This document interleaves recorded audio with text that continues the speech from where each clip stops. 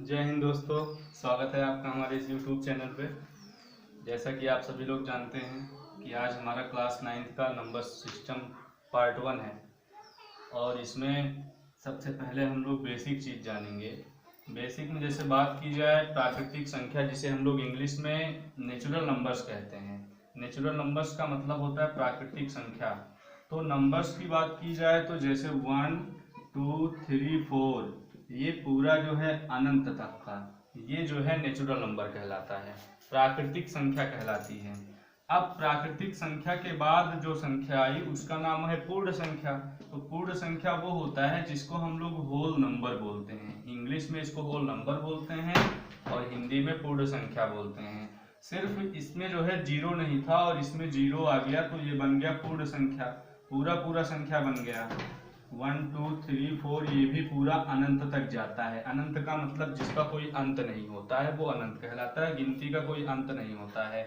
ये दो हो गए पूर्ण संख्या और प्राकृतिक संख्या।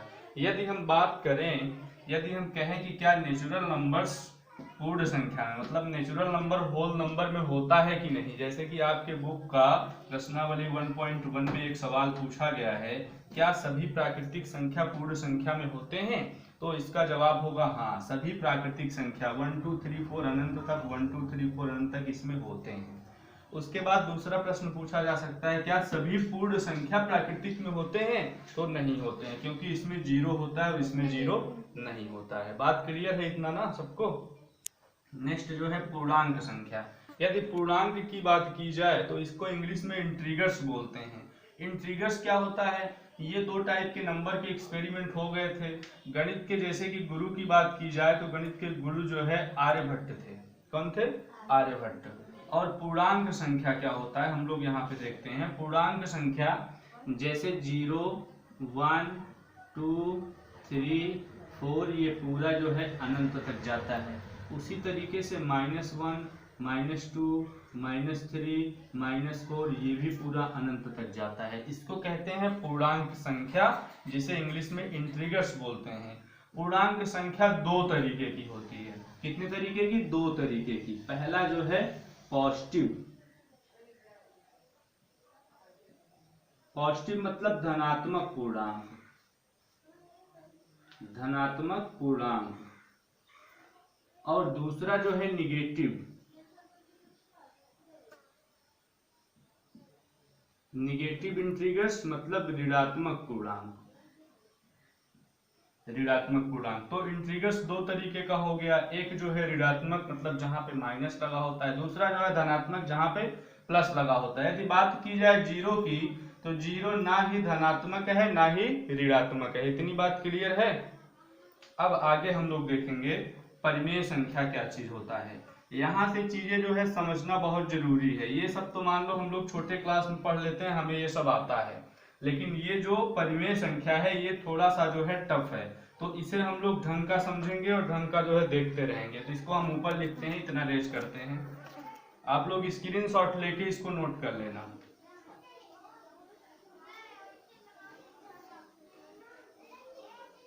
कोई प्रॉब्लम किसी को?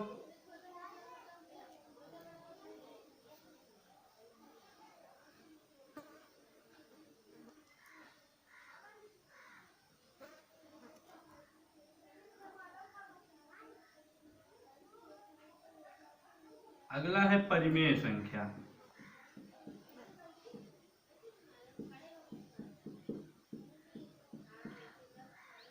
जिसे हम लोग इंग्लिश में कहते हैं रेशनल नंबर।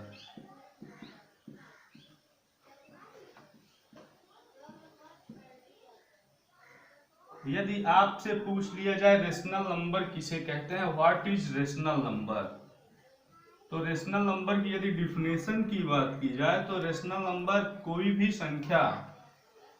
संख्या जिसे हम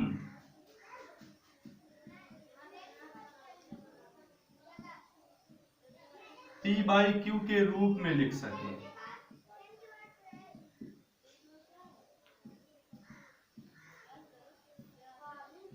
जिसे हम p/q के रूप में लिख सकें और q is not equal to zero, मतलब q के जगह पे कभी भी जीरो नहीं होगा, तो उसे क्या कहते हैं? परिमेय संख्या, जैसे एग्जाम्पल की यदि बात की जाए तो हम कह दें कि 2/5 2/5 2/5 क्या है, ये एक परिमेय संख्या है। क्यों परिमेय संख्या है? क्योंकि ये p/q के रूप में मतलब फ्रैक्शन के रूप में लिखा हुआ है, भिन्न के रूप में लिखा हुआ है। इसको अंश बोला जाता है, इसको हर, इंग्लिश में इसे न्यूमरेटर, इसको डिनोमिनेटर बोला जाता है। तो यहाँ पे अंश भी है और हर भी है। और उसके बाद कभी भी q हर के स्थान पे होता है, तो हर के स्थान पे कभी भी जीरो नहीं होता, तो यहाँ पे जीरो भी नहीं है ना, बात समझ में आई? यहाँ पे जीरो भी नहीं है, इसलिए ये क्या है, परिमेय संख्या है। ठीक, जैसे बात की जाए यहाँ पे हम कहते हैं 5, तो 5 क्या है, 5 भी एक परिमेय संख्या ही है। कैसे? क्योंकि किसी भी संख्या को हम 1 के नीचे लगा सकते हैं, किसी भी संख्या में नीचे 1 लगा सकते हैं, एनी नंबर्स में नीचे 1 लगाया जा सकता है। जैसे हम बात कर दें 7 की, तो 7 क्या है, 7 भी एक परिमेय संख्या है। कहने का मतलब ये है जितने भी पूर्णांक हैं, क्या है, जितने भी पूर्णांक हैं, यदि एग्जाम्पल की बात की जाए तो जितने भी पूर्णांक संख्या है, पूर्णांक का मतलब 1 2 3 4 अनंत, 0 -1 -2 है ना, ये भी अनंत तक, तो ये सारे क्या हैं, परिमेय संख्या हैं। ठीक है, सबको हम लिख सकते हैं। 0 है, इसको हम 0/1 लिख सकते हैं, 0 को लिख सकते हैं कि नहीं, क्यों, 0/1 लिख सकते हैं। उसके बाद जैसे 1 है, इसको 1/1 लिख सकते हैं। -2 है, -2/1 लिख सकते हैं। नीचे 1 तो सब में लगाया जा सकता है ना, उसका तो कोई, जैसे हम एक प्रश्न दे दें, हम कह दें यहाँ पे 5 है और यहाँ पे 5/1 है, आपसे पूछ ले अच्छा बताओ इसमें से कौन बड़ा कौन छोटा है, तो आप यही कहोगे कि ये तो दोनों बराबर हैं। क्या है, बराबर है, इसमें ना ये बड़ा है ना ये बड़ा है, ये दोनों क्या है, बराबर है। बात समझ में आई? तो दोनों एक ही चीज है, 1 लगाने से कोई मतलब ही नहीं होता है। 0 में 1 लगा दिए, 0 मतलब कुछ नहीं, 1 मतलब कुछ नहीं होगा, है ना। आपको कह दे 5 रुपए देना है एक लोगों को, और यहाँ पे भी 5 रुपए है, 5 रुपए एक लोगों को दोगे तो उसके पास 5 रुपए जाएगा, यहाँ भी 5, तो ये दोनों बराबर ही होगा ना। किसी भी पूर्णांक को हम परिमेय संख्या बोल सकते हैं, इतना यहाँ पे ध्यान रखना। इतनी बात क्लियर है? हाँ, जहां दिक्कत हो उंगली उठा देना, हम उसको समझा देंगे।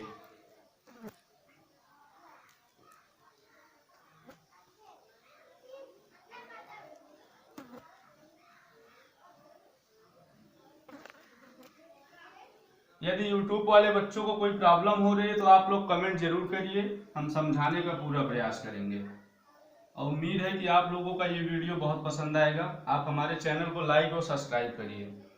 नेक्स्ट, आपसे यदि एक क्वेश्चन दे, आपको एक क्वेश्चन दे, पूछ ले कि क्या सभी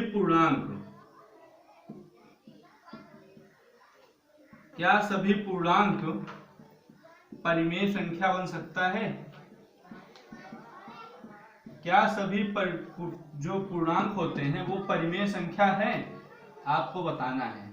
क्या जितने पूर्णांक हैं सब परिमेय संख्या है? सभी पूर्णांक परिमेय संख्या है। अभी अभी हम बताए हैं 0 1 2 3 ये अनंत तक, ये -1 -2 -3 -4 ये पूरा अनंत तक, है ना। इन सब को जो है परिमेय संख्या बनाया जा सकता है।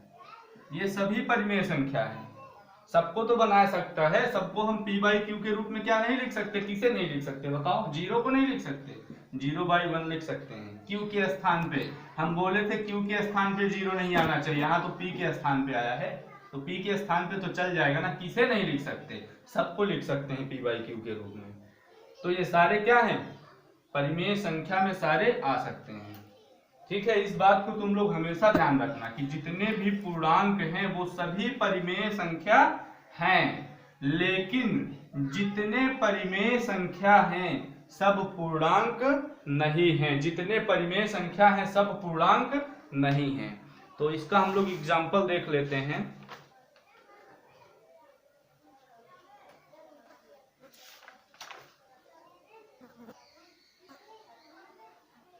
जैसे हम कहते हैं 3/4, 3/4 हो गया, 5/7 हो गया, ये सभी जो है एक परिमेय संख्या है, लेकिन ये पूर्णांक नहीं है। पूर्णांक का मतलब होता है पूर्ण अंक, ये पूरे पूरे अंक नहीं है, ठीक है। तो ये इतना तुम लोग दो बात इसमें याद रखना, सभी पूर्णांक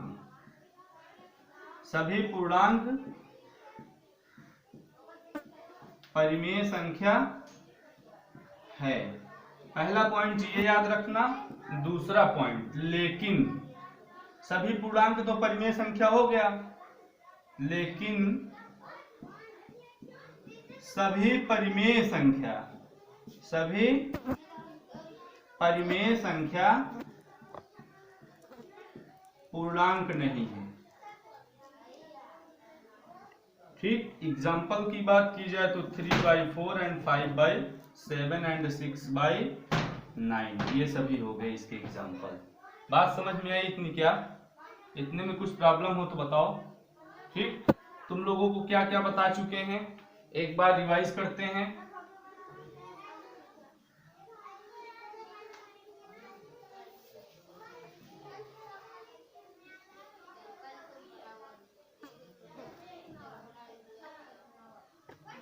हम लोग अब तक ये देखे हैं कि प्राकृत संख्या क्या होता है, दूसरा हम लोग देखे हैं पूर्ण संख्या क्या होता है, तीसरा हम लोग देखे हैं पूर्णांक संख्या क्या होते हैं, और चौथा हम लोग देखे हैं परिमेय संख्या क्या होते हैं, ठीक। इतना हम लोग देख चुके हैं। अब नेक्स्ट हम लोग पांचवा भी यहीं पे हम लोग देखेंगे।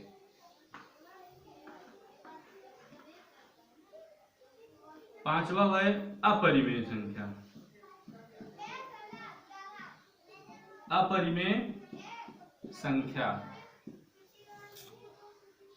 अपरिमेय संख्या क्या चीज होता है? देखो, इसकी डिफिनेशन की केवल हम लोग बात कर लेते हैं। इसको इंग्लिश में इरेशनल नंबर कहते हैं।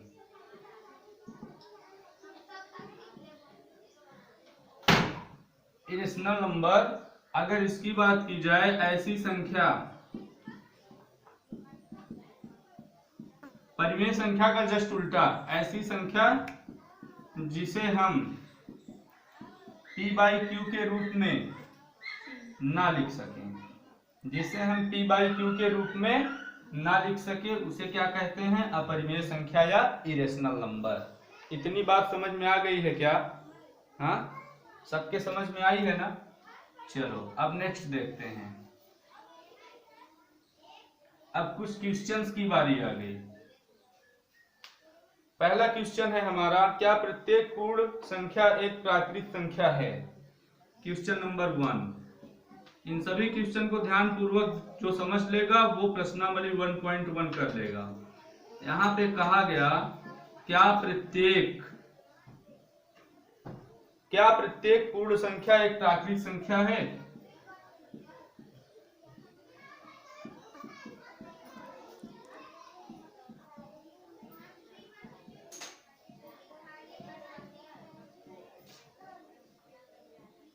यहाँ पे आपको कारण के साथ जवाब देना है। क्या प्रत्येक पूर्ण संख्या हम क्या बताए थे? 0, 1, 2, 3, 4 अनंत तक। क्या ये सभी संख्या प्राकृत संख्या है? सत्य असत्य? असत्य होगा ना, क्योंकि हम लोग जानते हैं कि पूर्ण संख्या में 0 आ जाता है, लेकिन प्राकृत संख्या में 0 नहीं आता है। 1, 2, 3, 4 अनंत है ना, इसलिए ये हमारा प्रश्न क्या है? गलत है। सभी पूर्ण संख्या प्राकृत संख्या में नहीं पाया जाता, प्राकृत संख्या में 0 भी जुड़ जाता है और इसमें 0 नहीं होता, इसलिए ये असत्य हो गया पहला क्वेश्चन, ठीक है। दूसरे क्वेश्चन की यदि बात की जाए, सारे टॉपिक समझने के बाद तुम लोग बुक को देखना, सारे क्वेश्चन आएंगे। दूसरा क्वेश्चन हमारे ये है, क्या सभी पूर्णांक एक परिमेय संख्या है? यहां पे बोला गया, क्या सभी पूर्णांक एक परिमेय संख्या है? यहाँ पे पूछा गया क्या सभी पूर्णांक एक परिमेय संख्या है। पूर्णांक का मतलब हम लोग जानते हैं 0, 1, 2, 3। क्या ये सभी एक परिमेय संख्या है? परिमेय संख्या की यदि बात की जाए थोड़ा सा, तो जिसे हम p बाई क्यू के रूप में लिख सकते हैं, लेकिन q is not equal to 0 होता है ना, तो उसे परिमेय संख्या कहते हैं। तो यहाँ पे तो इन सब को बनाया जा सकता है p बाई क्यू के रूप में, और कहीं भी q के स्थान पे 0 नहीं आएगा, इसलिए ये हमारा सत्य है। हाँ, सभी पूर्णांक एक परिमेय संख्या है, ऐसा हम बोल सकते हैं। यदि क्वेश्चन में पूछ रहा है तो हम लिख सकते हैं, हाँ सभी परिमेय संख्या एक क्या है, सभी पूर्णांक एक परिमेय संख्या है, क्योंकि हम सभी पूर्णांकों को p बाई क्यू के रूप में लिख सकते हैं। बात क्लियर हुई इतनी? नेक्स्ट क्वेश्चन की बात की जाए, नेक्स्ट क्वेश्चन हमारा ये है, क्या प्रत्येक परिमेय संख्या एक पूर्णांक है? क्या प्रत्येक परिमेय संख्या एक पूर्णांक है? क्या प्रत्येक परिमेय संख्या एक पूर्णांक है? अभी अभी हम बताए हैं कि जितने पूर्णांक होते हैं वो सभी परिमेय संख्या हैं, लेकिन जितने परिमेय संख्या होते हैं वो सभी पूर्णांक नहीं हैं। तो इसका आंसर इसका यही होगा कि नहीं, सभी परिमेय संख्या पूर्णांक संख्या नहीं है। बात क्लियर हुई? इतने में कोई दिक्कत? अब हम लोग आगे देखते हैं। अब इसके आगे आपका जो पहला चैप्टर है वो बेस्ड दिस क्वेश्चन पे है, इन सभी क्वेश्चंस पे वो आधारित है। आप लोग एक्सरसाइज 1.1 की सारी सवालें करिएगा और 1.1 अगले वीडियो में आपको बताया जाएगा। धन्यवाद।